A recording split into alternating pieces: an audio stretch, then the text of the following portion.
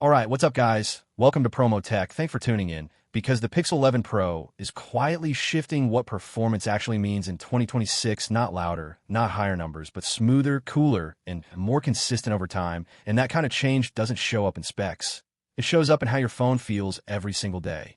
Let's dive right into the video, because on the surface, nothing here screams performance revolution. Same familiar design, same overall look, but underneath, Google is changing the way this phone behaves in ways most people won't notice until they use it. The biggest story starts with the Tensor G6. This isn't about beating benchmarks anymore. It's about controlling how performance is delivered. Previous Tensor chips could spike fast, but they couldn't sustain it.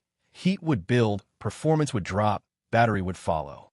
Now, picture a chip that doesn't rush to peak. It holds steady. Side by side with older Pixels, you might not see a huge jump in the first 30 seconds, but after 10 minutes, gaming, multitasking, camera processing, the difference starts showing. Less throttling, fewer frame drops, more consistency. That's the kind of performance shift you feel, not measure. And this ties directly into something Google has been refining quietly for years: thermal stability. Pixel users already know the pattern. One update improves battery, another fixes heat, then signal gets adjusted. It's been a balancing act. But with the move away from older modem setups and better efficiency from a new chip design, this could finally stabilize. Not perfect, but predictable. And in real-world usage, predictable performance is more valuable than peak power. Now here's where things get interesting. While performance is improving, Google is also simplifying hardware. Features that don't directly support speed, efficiency, or daily usability are being removed. That's why something like the thermometer disappearing actually matters. Not because people use it daily, but because it shows a shift in priorities. Compared to something like the Samsung Galaxy S25 Ultra trimming down niche features, this is the same mindset. Focus resources where they impact performance the most. The gain is better optimization. The trade-off is fewer extras.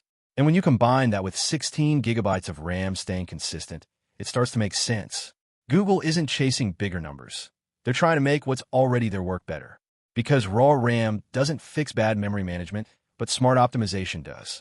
So instead of apps constantly reloading or slowing down under pressure, this setup could finally feel stable from morning to night.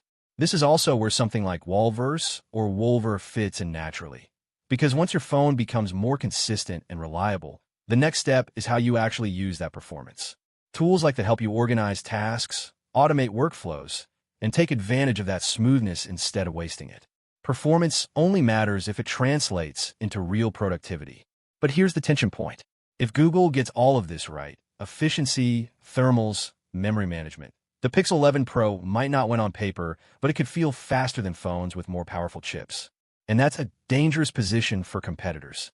Because once users start valuing consistency over peak speed, the entire flagship strategy shifts. Quick pause. Over 70% of you watching right now aren't subscribed. If you're into understanding tech at this level, not just specs, but what actually changes your experience, then you're already part of that small group that sees what others miss, so you might as well be part of the community. Because stepping back, this isn't just a new chip or a small upgrade. This is Google redefining performance as something you trust, not something you test. And if this approach works, what happens next when every flagship starts chasing real performance instead of just faster numbers? Take care and stay safe. I'll see you in the next one soon. Cheers. Bye-bye.